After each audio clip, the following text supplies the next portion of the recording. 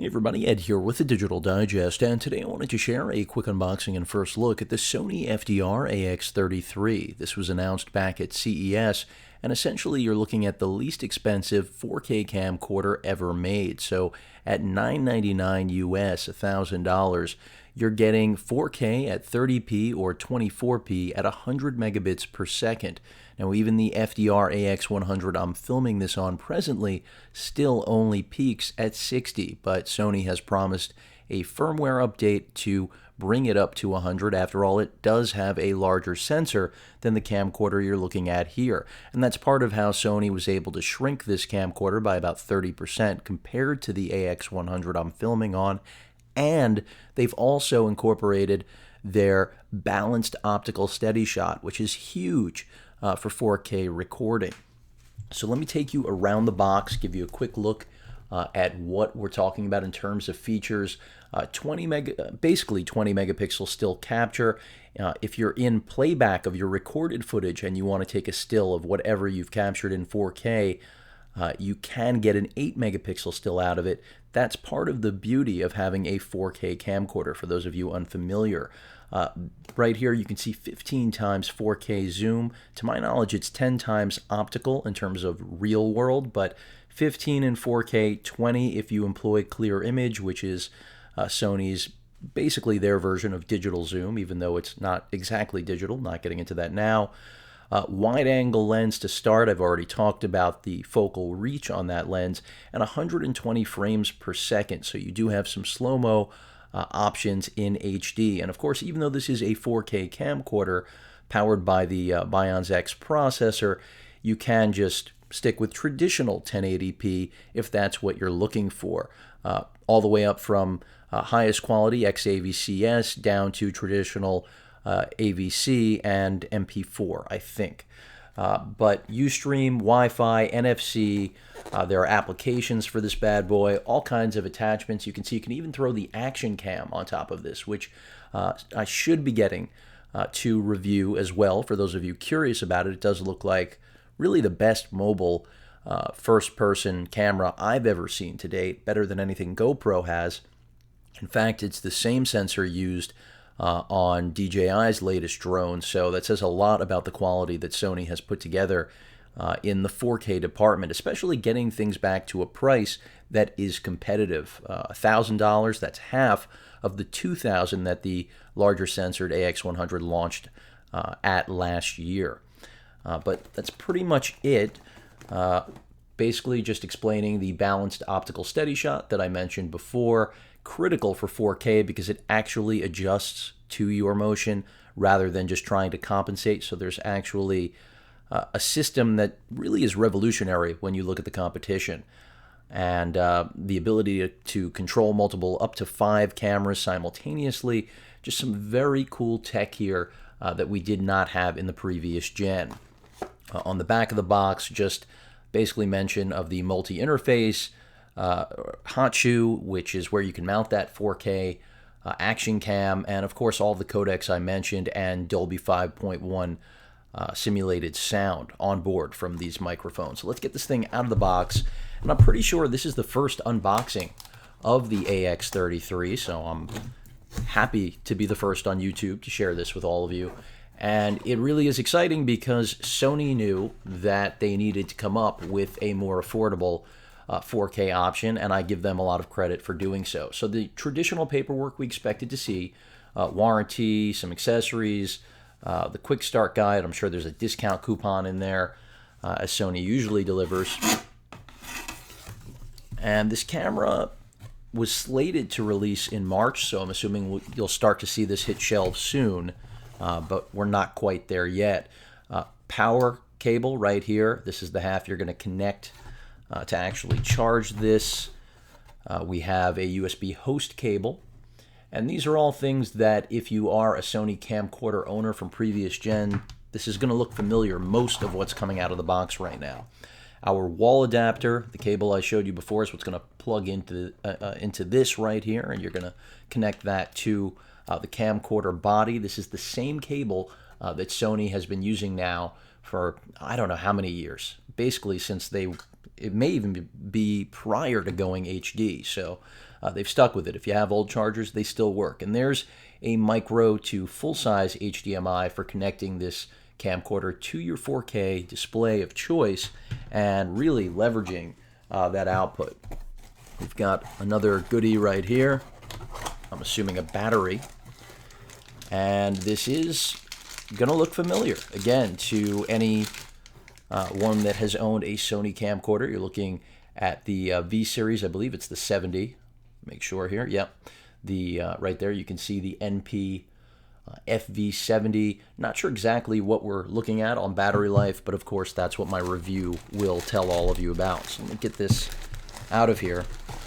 And quite frankly, this is exciting for me personally, not only because of the new price point and the fact that this pushes 4K on the masses in many ways, but also because of that steady shot that I keep mentioning, because that's huge. The actual image stabilization, wow, the size is crazy. I knew it was 30% smaller, but this is bonkers. The stabilization is critical. You can see it floating around in there right now, bouncing away. But when the camera is operating, that is going to basically accommodate for any shake. And it's referred to as BOSS for good reason. Balanced optical steady shot is the boss of the business, especially when you now are dealing with 4K, which is even less forgiving than what many used to be intimidated by with 1080p. So it's a lot easier to capture great footage on a small camcorder system like this than to deal with an entire rig. And if this is able to accomplish it, even with the downsizing of the sensor, that is a critical breakthrough, even more so in my opinion than the breakthrough in price, even though that is going to, as I mentioned, really begin to push 4K on everyone, which is a good thing. Up at the top center of the camcorder, you can see we've got our rocker for the optical zoom, a dedicated photo button, which can be used during recording, so you can take still images. The multi-interface shoe is hidden underneath here, and that's where you can mount the 4K action cam, which I definitely plan on playing with. That should be interesting. You've got your microphone array right here, simulated 5.1, as I mentioned. And then the display itself, which I believe is 3 inches. They mentioned the built-in USB cable. That's something that's been standard for many years now on Sony handycams in this class, at least. And that's what they're bringing back here. They abandoned the compact form factor and BOSS, the balanced optical steady shot, for the FDR-AX100 and its 1080p counterpart, the 900. Your SD card slot right there, and you are going to need a high-speed card for this. This is going to be even less forgiving than the AX100 because of that higher 100 megabit peak rate. So keep that in mind. You need to get high-speed SDXC cards for this. You can't use something that's in the 40 or 50 range. You need to go beyond that. Playback, night shot, your power button, your HDMI port right here. I really like the design. I'm just, again, blown away by the form factor on this thing. And your manual button here, as expected, which will allow you to assign all sorts of functions to the ring. A little surprised that this was open with the lens exposed, and this hadn't actually been powered off so that the doors, the automatic shades, would have been closed, but not a big deal. Your battery bay right there. You have an electronic viewfinder, which also extends, as Sony's been doing for many years, for your own personal comfort, as well as the ability to adjust that to your vision using that dial right there. Your record button, DC in for charging, and of course down here at the bottom we have our tripod mount. The built-in USB cable I mentioned before is right here, and this has become, I think it was like 3 or 4 years ago, it became standard that Sony started building this in so that you could just easily connect, but that was back when there used to be onboard storage as well, nothing on here. And then last but not least, you can see right here we have one more bay, easy door to open, that gives you mic in as well as a headphone jack for monitoring. So you pretty much have everything on this camcorder. And then also Sony's well, it's not a proprietary. They call it multi. Excuse me, I stand corrected. It is just a micro USB port. And basically that's just called a multi-port. Sony has dubbed it that because it does do more than just act in a traditional sense. It works for a variety of their accessories. NFC contact point right there, clearly, and that's going to be able to allow you to do various things. And just some more branding. SDXC, as I mentioned before, still carrying that memory stick. One day Sony will eventually get rid of this. And a mention again of the 15x clear image zoom. So it is really a 10 times optical zoom, Zeiss branded glass, and I expect really solid performance out of this despite the smaller sensor, as I mentioned earlier and throughout the course of the video. But that pretty much covers it. Really compact. Again, I'm blown away by the form factor.